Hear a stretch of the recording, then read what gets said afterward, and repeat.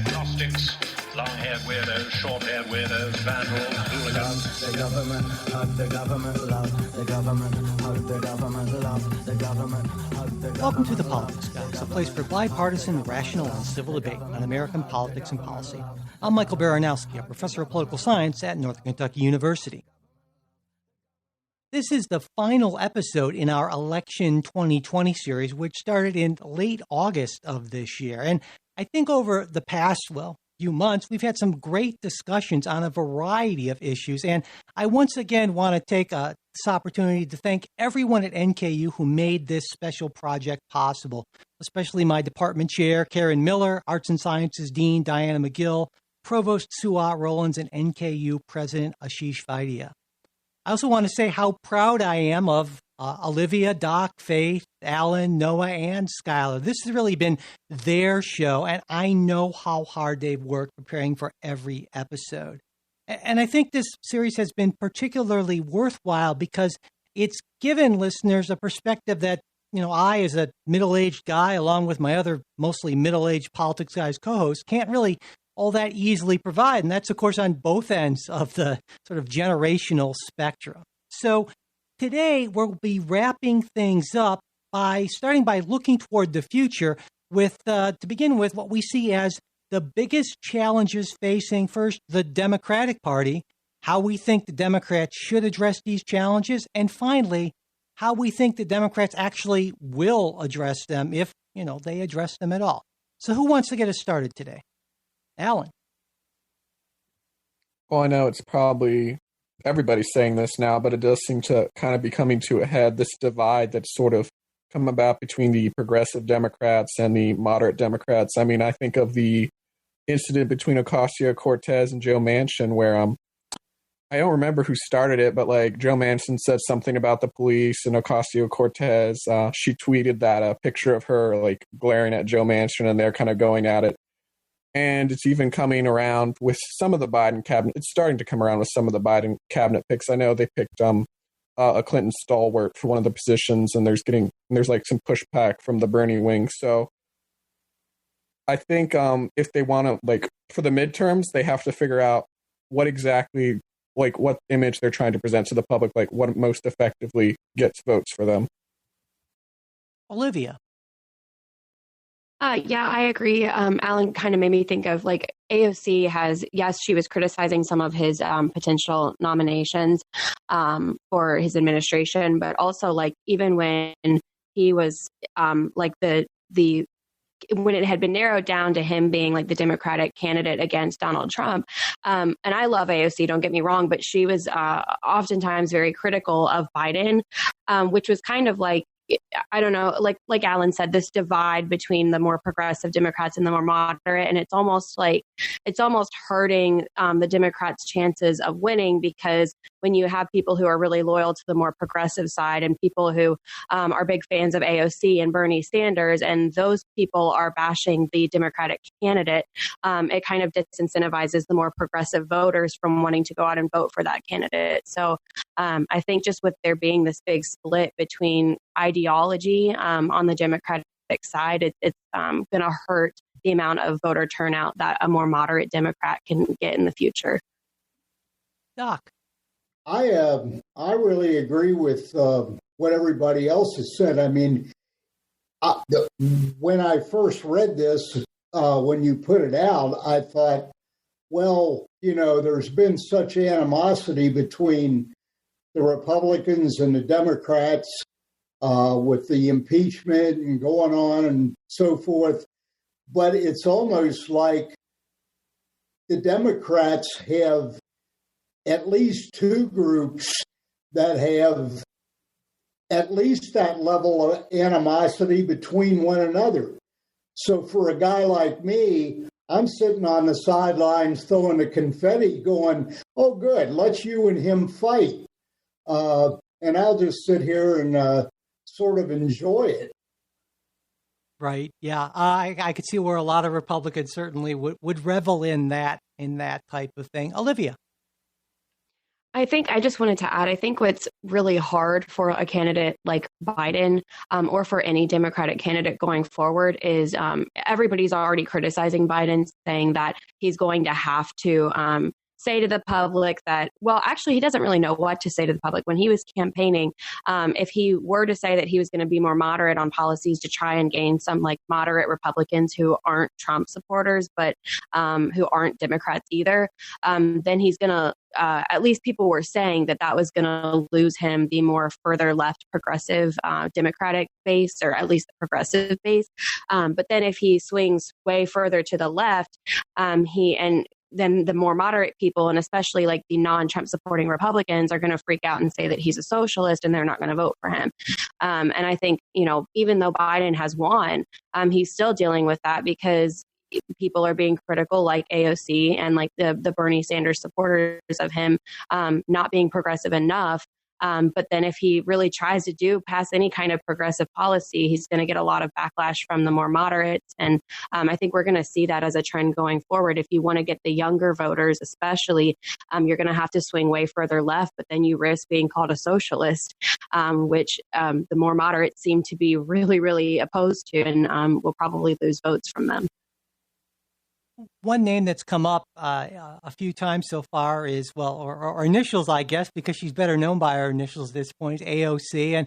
And of course, Representative Ocasio-Cortez hasn't even been in Congress yet for 2 full years, and yet she seems to be the face of at least one wing of the Democratic Party, at least in Congress. And in a previous age, there was, maybe it's too strong to call it a norm of apprenticeship, but at least a sense that in your first few years in Congress, at least you sort of kept your head down and didn't say a whole lot and sort of learned the ropes and gradually rose through the ranks. And so do you think that what we are seeing with AOC and the squad and other, at least relatively new members taking so much of a spotlight, is that a potentially good thing, a breath of fresh air, or would it be better if there were that more of a norm of people sort of learning the institution and getting some experience before they jumped in and tried to become the face of the party? What do you think?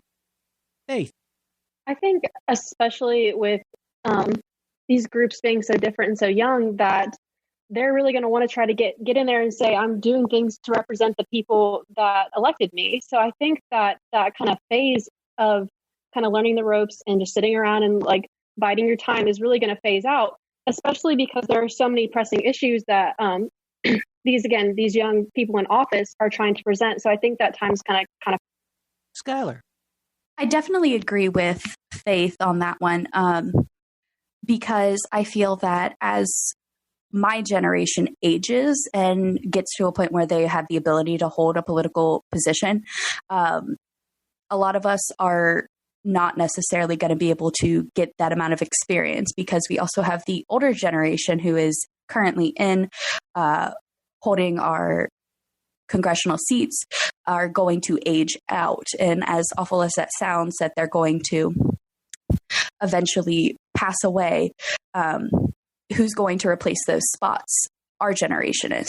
And I feel like gatekeeping the ability to learn the ropes either before or during, you also have to take into account that the House terms are only 2 years. Like, that's not necessarily a whole lot of time to learn everything, but also not a lot of time to, like, I guess, guarantee or want to put all of that effort into it, because there's not necessarily all that payoff.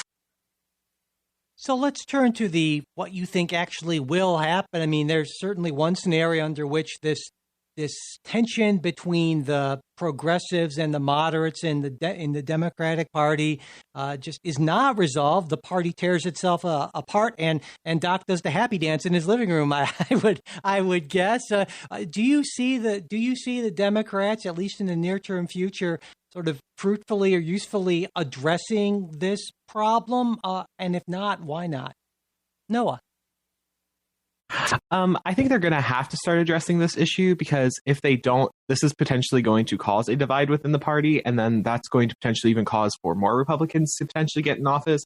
I don't think that's what they want. So I think eventually what we're going to see is, by any chance, that we're going to have like a mixture of both progressive policies being passed, but also some of the moderate ones as well being passed. So I feel like with Joe Biden's presidency, I feel like that's what there is that potential for, is getting those progressive policies, like how during the campaign, Trump kept calling his environmental plan the Green New Deal, but it's not the Green New Deal. There's obviously some differences. So it's like, I think we're going to have those steps in the right direction to having some of those moderate things being passed, but also some progressive movements as well being passed as well. Doc. Just given the state of a lot of these cities, when you say, I mean, they're still burning down Portland, and they're working on burning down a lot of other cities, and they can't seem to put a stop to that no matter who's in office. And I mean, I don't know if these people are so far to the left or they're just violent interlopers that, are taking advantage of a situation. But I mean, when you get that violent and destructive wing of the left wing, it seems like the moderates don't stand a chance. Olivia. Well, not for the reasons that Doc just said, but I do think that because younger generations historically have been more and more progressive and left-leaning, and because we've seen a dramatic shift in polarization of the Republican Party, we've seen in the last several decades, the Republican Party has kind of become more and more radicalized into the right, ultimately leading to such a divisive and unusual candidate in Donald Trump, and then actually him winning the presidency. I think the same is going to happen. Well, I'm not saying that the Democratic Party is going to be like extremist and radical and constantly nominating like super controversial candidates. But I do think that we're going to see like a more progressive shift in the Democratic Party, especially as like my generation and even younger generations who were a lot of like Bernie Sanders' supporters and base. I think that as, my generation is getting older and we have even younger generations coming to age of being able to vote, what's going to be in the best interest of the Democratic Party and what the younger voters are going to want to see is a more left-leaning shift to more progressive policies in the Democratic Party as a whole. Okay, let's turn things around now 180 degrees and talk about the Republicans, what you see the main challenges in the Republican Party are, and again, how you think they should react, and what you think the Republican Party will actually end up doing or, not doing, as the case may be. Faith. I think the big thing, especially that this election showed, is usually the young vote doesn't matter, but in this election, the young vote mattered a lot. I forget what exactly the outcome was. I think it was like near 17% of younger voters between the ages of 18 to 29 actually showed up for Biden. And it wasn't because they were really enthusiastic about Biden. It was because they really didn't like Donald Trump. So I think if the younger generation kind of comes to vote more and kind of become more politically engaged, that's something the Republican Party is really going to have to consider, is how can we get these young people to come to our side? Noah. One issue I potentially see is not having Trump's name on the ballot anymore. As we all know, Trump is a very enthusiastic candidate. I mean, he brings people to the polls. And I mean, like, I read something recently that says like a lot of people are worried about these Georgia runoff elections because Trump's name is not on the ballot and the two Republican candidates are not as enthusiastic as Trump is. And so a lot of people are worried that these seats could potentially flip. And so I think the Republican Party needs to find another way to make people enthusiastic to go out and vote for them. Because if it was Trump that was causing them to go out to vote, that was great. But are these people then going to start showing out again for midterm elections if his name's not on the ballot every time? Olivia. So, kind of like what everybody else was saying, but the Republican Party has found so much success within a small margin. I want to say like Trump's base is like, I don't know, 35%, 40%, something around there. 35%, I think, of the country like supports Trump. But those who do support him, like, are loyal to the death for him. And they found so much success, at least in rallying Trump's supporters and in rallying a specific like demographic of people. But also at the same time, they've had to deal with the consequences of Trump being extremely unpopular to like the rest of the country. He was not very popular among moderate Republicans, and obviously not popular at all among moderate Democrats or more left-leaning people.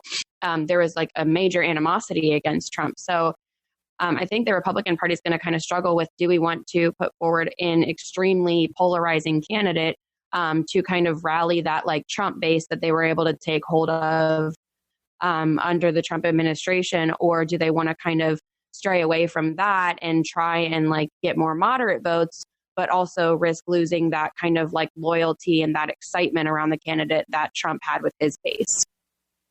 Doc. When you say about enthusiasm about this, these runoffs in Georgia,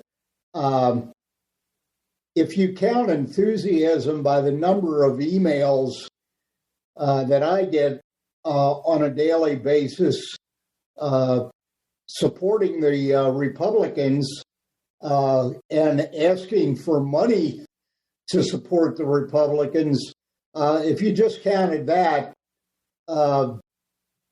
it doesn't make any difference if Trump's name's on the ballot. I mean, the Republicans are saying we need these two people, and if we have these two people, we can stonewall for 2 years, and by that time, people are going to realize what a lousy job, and I'm sorry, but Biden and that crew are going to do a lousy job, I promise you. And when people see that, they will just, the midterm election is going to be unbelievable for Congress and the Senate. I have to say, Doc, I also am getting a lot of emails. One would think that from my inbox that John Ossoff is my best friend for my entire life, and we have a very close relationship lately. But so I understand your pain, just in a different direction. So it sounds like a lot of folks are saying that they're seeing this obviously Trumpist, more centrist divide. So sort of a mirror image of what's going on with the Democrats. And so let's turn to what you think the party will do. Do you see the Republican Party in the next few years actually sort of going more down the road of what you might call sort of right-wing populism a la Donald Trump, or returning more to sort of a moderate type of Paul Ryan-ish kind of Main Street establishment Republicanism? What do you think? Alan? I think we're going to see more right-wing populism. It's more popular with the people. It garners more attention. It's apparently very enticing to the Republican base right now. Populism is far more popular than policy wonks. That's just a fact. Doc? I agree. I think the populist side of, I don't even think there's much of a Republican Party anymore, as there is a populist party that wants to see things get done instead of just get talked about the way they normally are.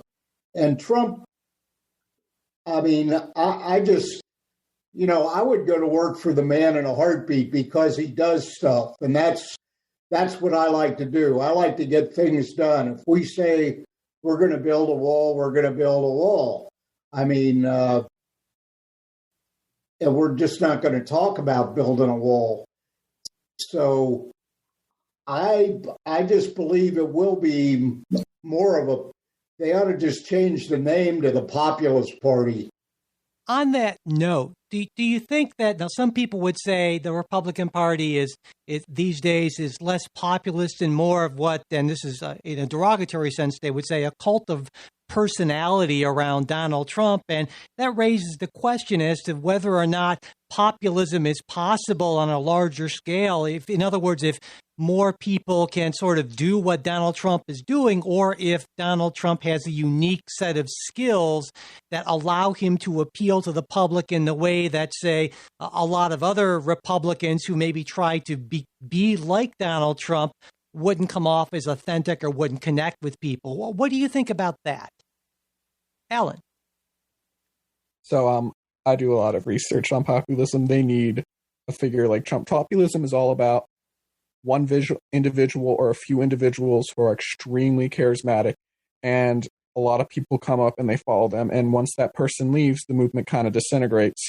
I can think of examples in history and state politics and national politics, even in state politics, for example, in Kentucky. I know this is super specific and a lot of people probably won't know what I'm talking about on the podcast, but in Kentucky, there was Happy Chandler, who was governor for 2 non-consecutive terms.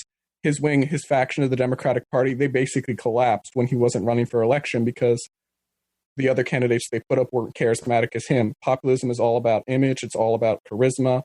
And without that, which a lot of these people aren't, the movement sort of just collapses. So I think they need figures like Trump if they're going to keep this up. Okay.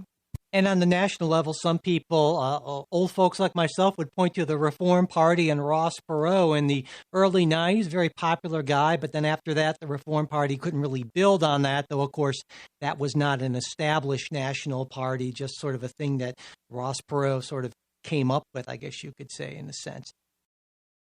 Let's next talk about election systems.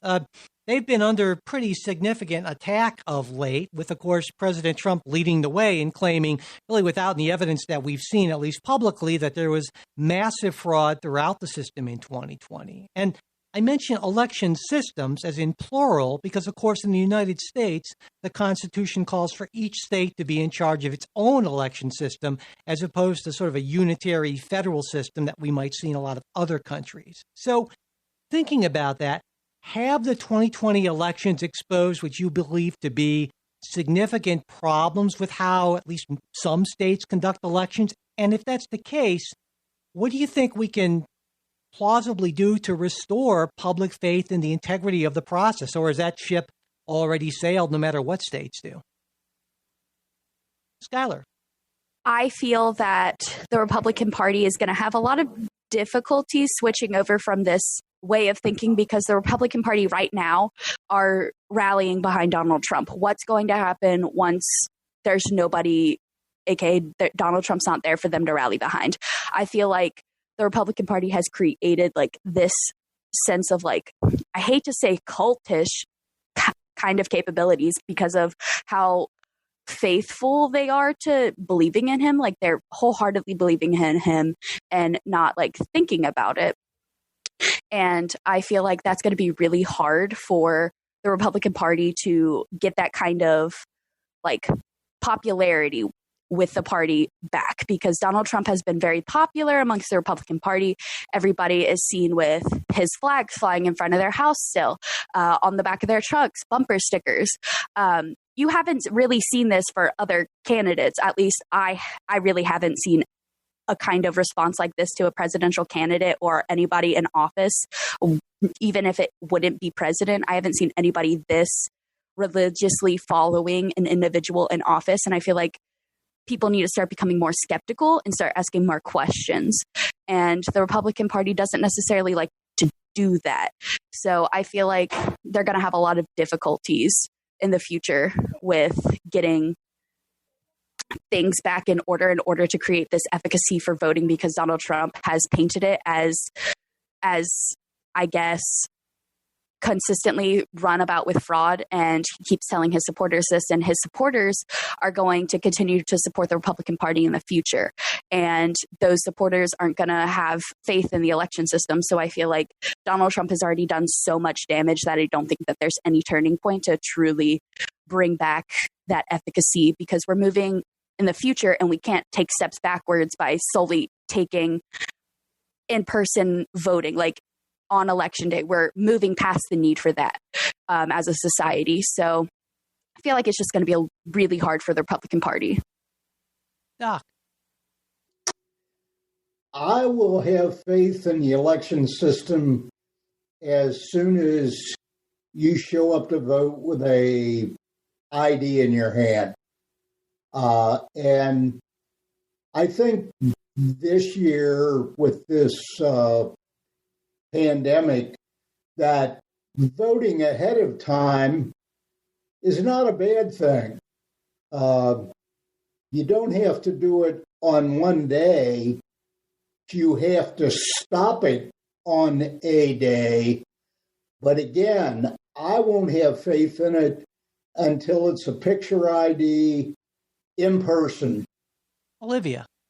So I think like what Skylar was saying and then what Doc pretty much just solidified is that there is definitely, again, a lot of it is that Trump supporting base, but there's definitely a percentage of people who are never going to have faith in a mail-in ballot or a mail-in voting system, and that being an option. But I still think that even if there's, a 30% or 40%, whatever it is, a proportion of the United States that doesn't approve of that or that sees that Trump actually won and that the election was stolen from him through fraud. I don't think that really matters. That, it's unfortunate that there are people who don't think that the system is legitimate. But I think the more important issue is making sure that everybody has the chance to vote if they want to.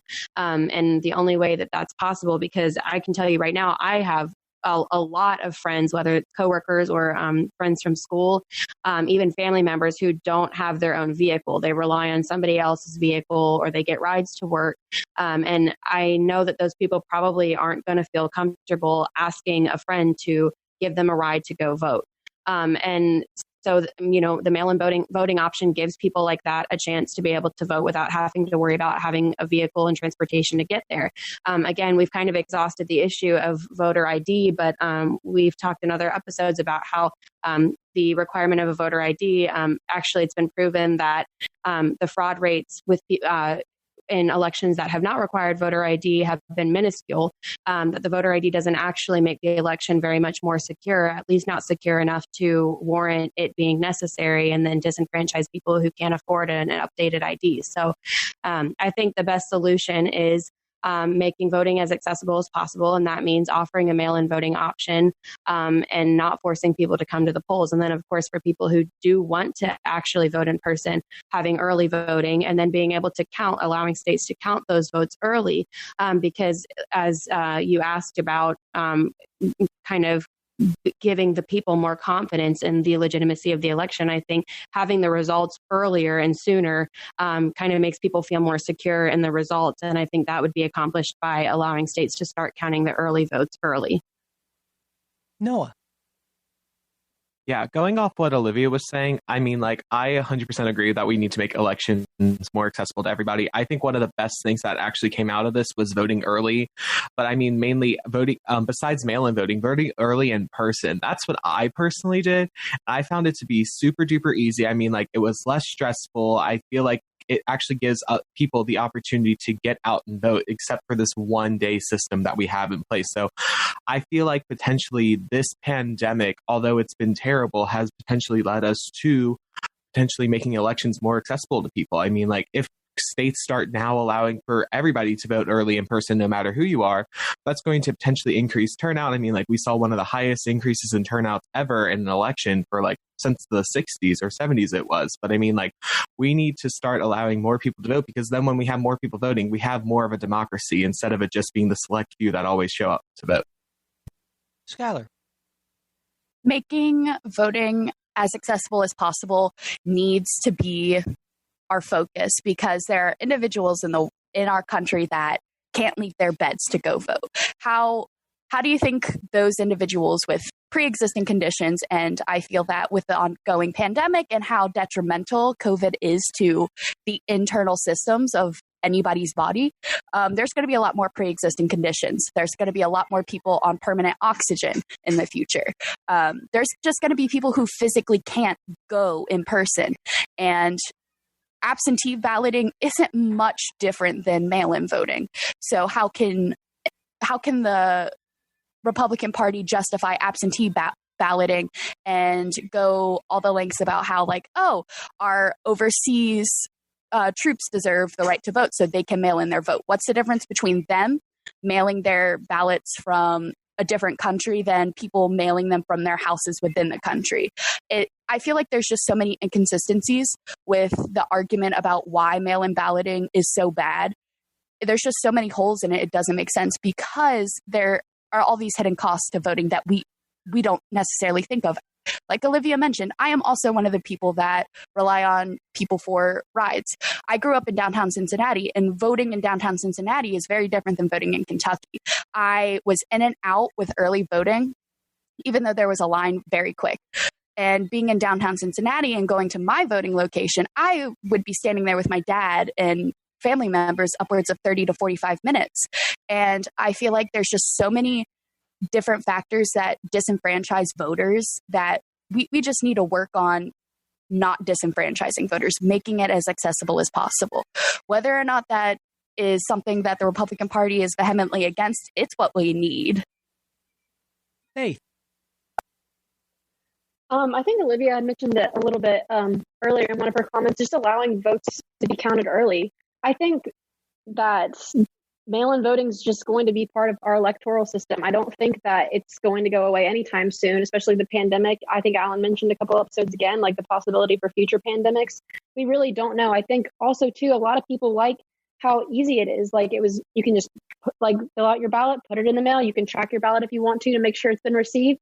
And so I think allowing states to count those ballots early is going to help with a lot of confidence, because I think a big thing that provided a lot of doubt for people's minds is that we didn't have the outcome on election day. And again, that had happened before, but I think especially with all the doubt surrounding this election and all the tension between Trump and Biden, that just kind of fueled a lot of that uncertainty in this time, especially just allowing people, again, if they can have that kind of more solidification on election day or just 1 or 2 days after election day, rather than kind of like the longer time we saw this. Olivia. I think one of the ways to kind of get the public to accept the results of an election and to kind of convince the public to have faith in the election system and that elections are legitimate is to not we have this situation with Trump claiming that the election was fraudulent and that he actually won and it was stolen. But we're seeing that in all of these states that are holding investigations and holding recounts, we're not seeing any differences. We're not seeing in any of these states that there was some, crazy amount of fraud that would have changed the election results or that there was a miscounting of ballots. We're just seeing absolutely no evidence of any of Trump's accusations being true. So I think, of course, we can't prevent that a candidate in the future is going to say, well, because there was mail-in balloting or mail-in voting, this election wasn't legitimate and I don't accept the results. But it's up to other government officials and the checks and balances system that we have to not, allow a candidate like we just saw. I think it was the head of the RNC yesterday made a statement that like this election is not decided yet. And it's like when we have other officials around Trump kind of going along with what he's saying, it's like it's not only Trump making these accusations, but it's other people supporting that. And that kind of just encourages Trump's base in not accepting the results as legitimate. So I think going forward, we need to make sure that when the results are, when the results come in and there's zero evidence of fraud, officials need to convey that message to the public instead of kind of going along with a candidate who's just refusing to accept that they lost. Right. I thought we would end sort of this series with a really, really big picture kind of thing. There have been a lot of calls for fundamental changes, not just to the electoral system, but to the political system in the United States. And typically most of those come from the left. But there have been arguments for instance, ending the Electoral College. And I know that's, for instance, near and dear to Olivia's heart. A constitutional amendment to, regulate money in politics in some way, maybe changing how House districts are drawn, and gosh, a whole bunch of other things, really. So here's this sort of big picture question I wanted to wrap everything up with. Do you think we need to make any fundamental sort of constitution altering changes to how the American political system works? And if you do think we do, and if you could just sort of magically wave whatever it is you want to magically wave and make those changes, or what would that change be? Doc. I was looking around this morning and found the most interesting map.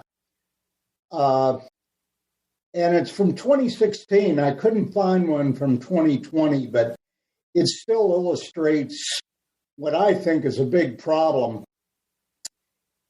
It shows all the counties in the United States and which ones went red and which ones went blue.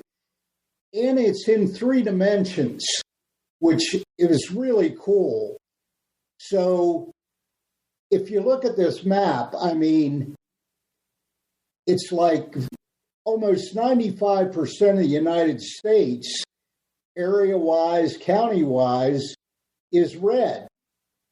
But the blue are like Chicago is a huge stack upward. Los Angeles, California is a huge stack upward. It says we've got all these people concentrated in this very small spot.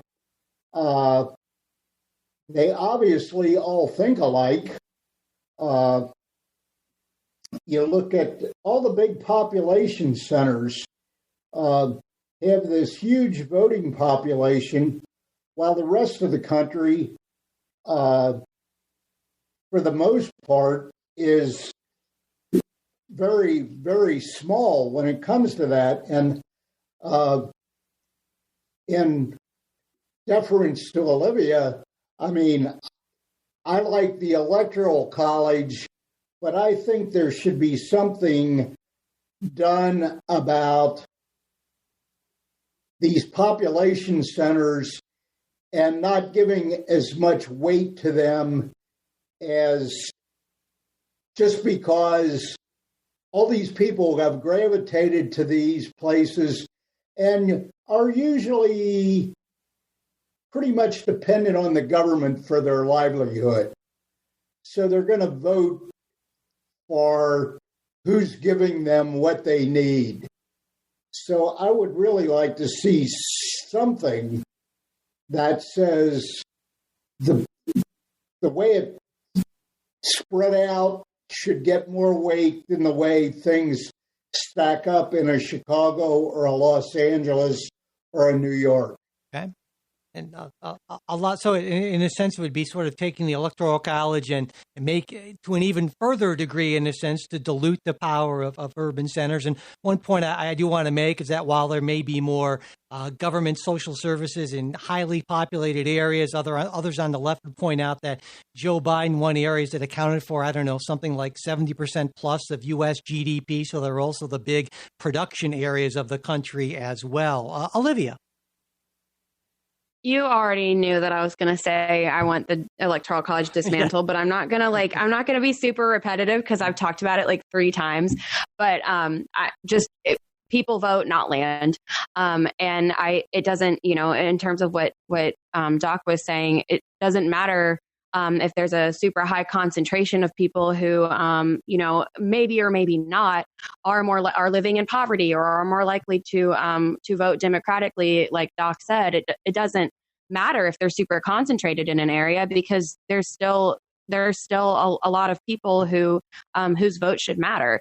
So it doesn't matter if even if 80% of votes were coming from one state and then the other 20%, which obviously is not true. I'm exaggerating, but it doesn't matter where the concentration is because every single person who's voting within that concentration is still being affected the same way by federal policy. Okay, so I'm going to get off that horse because I also wanted to talk about how another constitutional amendment that I would like to see is number 1, term limits, especially in the Senate because they have 6-year terms.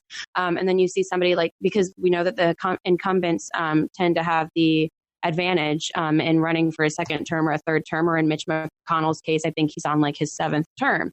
And I think it's really important to have younger people who represent my generation and the generation just above mine and the generation just below mine. And it's hard for those people to get a seat, especially in like the Senate when elections are every 6 years and somebody like Mitch McConnell has a good chance of beating out another candidate in Kentucky because he's the incumbent and because people are familiar with him because he's been there for so long. But we have these candidates who are in their late 70s and 80s, and we have fewer people who are younger and who kind of represent people like me. And I think that's a problem. And then just kind of going along with that a little bit, I think we should see, I think Skylar mentioned earlier, some of the problems with the fact that House of Representative members only have 2-year terms. And we actually discussed in a previous class that like 70% of their time is spent as soon as they're in office from day one campaigning for their next term because they only have 2 years until they have to run again. So I think that, since the Senate has 6-year terms, why doesn't the House of Representatives have a little bit longer term so that they can actually focus on policy a little bit and getting policy done versus just worrying about how, oh my gosh, I'm up for election again in 2 years. I need to start campaigning now. Now, are any of you concerned about the amount of money that goes into politics? I mean, certainly we've seen tons of money poured into political races, and there are a lot of folks who are concerned that because money is seen to, in a sense, equal speech, that means that those with the most money have the biggest megaphones or can speak the loudest. But on the other hand, other folks would point to someone like, say, a Michael Bloomberg, who spent well in excess of, God, I don't even know, it was in a whole lot of money of his personal fortune and didn't seem to get the kind of results. So is the Bloomberg example or the example of, say, a Jamie Harrison in North Carolina a sign that we shouldn't care so much about money in politics? Or is it a real concern that needs to be addressed by some sort of a change or amendment or something that might overturn Citizens United or something like that? What do you think? Alan? So it is a big concern in politics just because, look, I understand the Bloomberg example where he spent all this money and it didn't get him anywhere, but that's excluding all the candidates who don't have money and don't get anywhere. There's all these candidates who can't run for office because they don't have the money available to them. And at the end of the day, the money kind of becomes like a gatekeeper to even being considered for running for office. So I do think money's a problem. The reason I wouldn't propose a constitutional amendment, though, is because we see so many times over when the government passes laws to rein in campaign finance, to like rein and reform it, they find little loopholes. Like they passed something in the 70s about the parties. They found a loophole. We passed McCain-Feingold. They found a loophole. Citizens United was just another example of them finding loopholes. These people keep finding loopholes. So I worry that if we pass a constitutional amendment, they'll just find a loophole and it'll be useless. I don't think a constitutional amendment is necessarily the answer. Faith? Yeah, I completely agree with everything Alan just said. I think especially looking at like a Bloomberg example, typically examples like that are outliers. And especially to even be able to consider to be run for office is you have to have money. That being a main requirement is having connections and having money. So I think especially the idea that Alan said with the loopholes is going to be a big problem if there ever would be an amendment passed. But I do think that how much money is involved in politics and campaigning is a big problem. Olivia? Yeah, so I think I remember Kamala Harris said that the reason that she had dropped out from her presidential bid initially was because she didn't have the funds to keep going. And obviously that's a major issue that even, there are limits on direct spending, but, an outside organization can spend as much as they want on ads, basically, either bashing a candidate or promoting a candidate, and say it's not direct campaign spending as long as they don't directly say like vote for this candidate over the other candidate. There are just so many loopholes, like Alan said. So I don't know how effective an actual constitutional amendment or change would be. But I did want to just point out that it's not only, whether or not a candidate can be viable based on the amount of money they have at their disposal to spend on their campaign, but there's also the problem of obligation. And when there are major, whether it's super PACs or whether it's just, a donor that has a lot of money into a campaign, even if it's just an individual person, whether or not it's a quid pro quo situation, even if it's not a quid pro quo, these candidates, we can't expect them to not feel once they're in office that they owe it to their donors, or that maybe there are even stipulations around them receiving the funding that they did to kind of support policies that that these donors are in favor of, and not support or pass policy that the people that they got a lot of their money from are opposed to. So it even kind of, the fact that there seems to be little limitation on campaign spending kind of hurts the, I don't know what the word is, the legitimacy of, whether we know a candidate is representing policies that they believe in, or whether it's because they got a lot of money from somebody who has kind of said, I'm giving you this money, but I want this in return. Noah. Yeah, I'm going to have to agree with basically everybody on this. I mean, like, I would really like to see just like some change, but I don't know what the best way is to do it. I mean, like, I remember like one of your classes, we learned about potentially public funded ones, where it's like every single person in the United States gets like a certain amount of money. It's like, let's say everybody gets $50, which obviously isn't enough to run a campaign, but it's like everybody gets $50 and then you get to donate it or spread it out to whatever candidate you like. I feel like that's one of the best options that we actually have, because it's actually the people that are giving people this money. And it's not like it's these major companies that are having these super PACs and all this other stuff that can just basically spend as much as they want to. One of my favorite representatives is Katie Porter from California. And yesterday on Twitter, she was talking about all the dark money and the environmental policy issues. Like, a lot of times, like, a lot of people are voting not because they are against this, because that's what they're basically having to do because of the money they're getting. So I feel like there needs to be some change, but the best way to do it is still, like, it eludes me to this day, because it's like, as Alan said before, there's always going to be some loophole that people can find.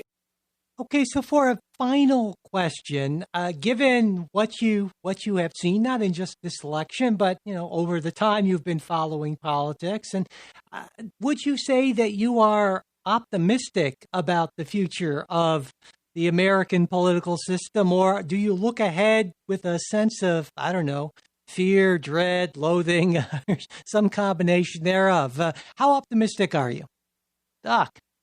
I'll go back to something I said a long time ago, and it dealt more with science than politics, but it's applicable. Max Planck, I think it was, said that progress is made one funeral at a time. So you younger folks are going to be around. A lot of these folks are going to die. I mean, they're old, and nobody lives forever. And there will be progress one way or another. I fear that if you go with this progressive mindset and this kind of left-leaning ideas, that you're going to be really, really sad. I mean, I grew up, and better lucky than smart. Economics were great. I had a great job. The politics ebbed and flowed around me. I don't think I ever got into one like this last one, which was, kind of, for me, personal, because I think Biden is just going to be led around by his nose. As a matter of fact, he's already half out of commission. But yeah, I think things will change, and I think you better be careful about what you wish for, because you might get it. Okay, and I guess the Biden remark, we recently heard that he had a slight fracture to his foot while playing with his dog, and I can certainly empathize with that. My dogs play pretty hard as well, so yeah, I guess the president-elect's going to be in a walking boot for a while, it seems like. Alan?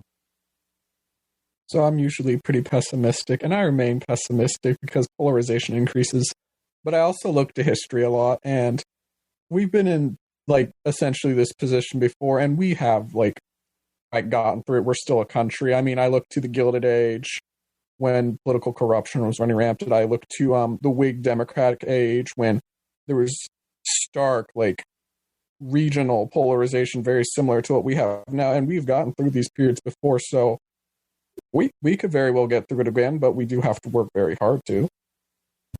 Okay, well, that's nice to hear some optimism from you, Alan. I appreciate that. Olivia.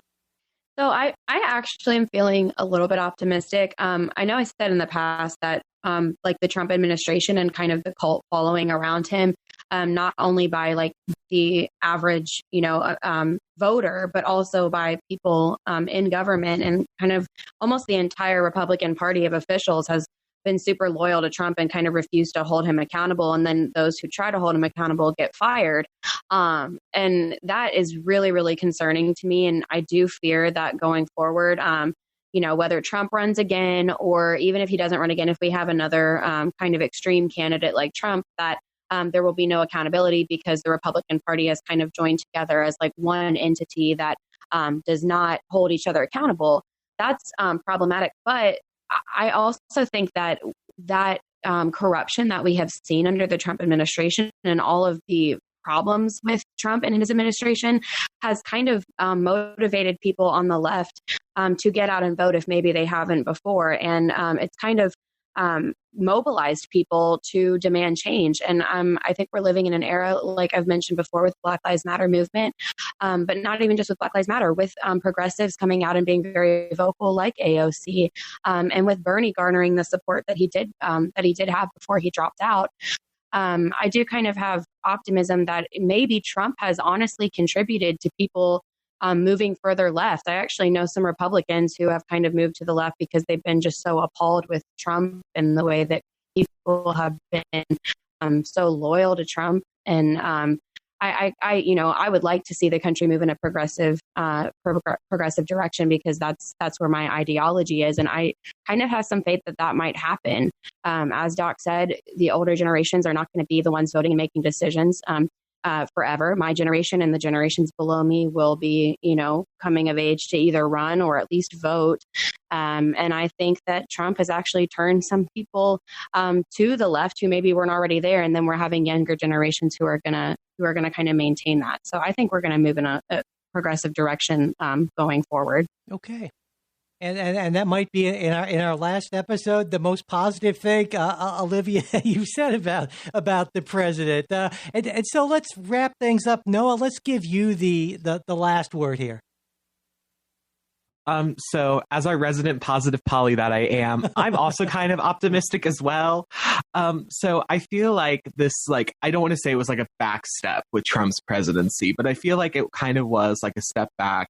And I feel like potentially now, I think we're seeing well, with some people, we're seeing it becoming more united. So I feel like after this presidency, like as Alan was saying, always after we have a high time of polarization, we always come back. So I'm hoping that maybe this was our highest peak in polarization and that we're actually going on the downfall. And so that's me being hopeful and positive and optimistic that as much as I can be. But I also still have my just common fears. I mean, like maybe we'll just get more gridlock. Maybe everything will just change and then we will potentially even get worse. I mean, is there that potential? There always is. But I feel like right now with this election, I feel like we're taking the steps in the right direction to start working together again, that we can all start doing again. And we can start talking about politics and stuff like this again with people who are not the same party as us. I feel like this podcast has shown it, because it's like, just because I don't agree with Doc on everything, or Alan or Faith or Olivia or even Skylar, just because we don't all agree on something does not mean we can't be civil. And so I think we are taking the steps in the right direction that actually needs to happen. Okay. And Noah, I was counting on you to lead us out there on a very positive, uplifting note, and you totally delivered the goods. So thank you very much. And thanks again also to everyone who made this series possible, and to all of our listeners. And if you would like to support the podcast and get that supporters only full-length bonus episode every week, along with ad-free versions of all our shows and other stuff at other levels, just go to patreon.com/politicsguys. And if you would like access to all of our content, but you're not able to support the show financially right now, just email me, mike@politicsguys.com, and I will be happy to set you up with access to all of our content. The executive producers of the Politics Guys are Bruce Johnson, Wilma Moreno, Andra Masker, Daniel Toe, Chris Wilkerson, and Nathan Sosnowski. Although this series is over, we will be back with our next Politics Guys episode on Saturday. We hope you'll join us.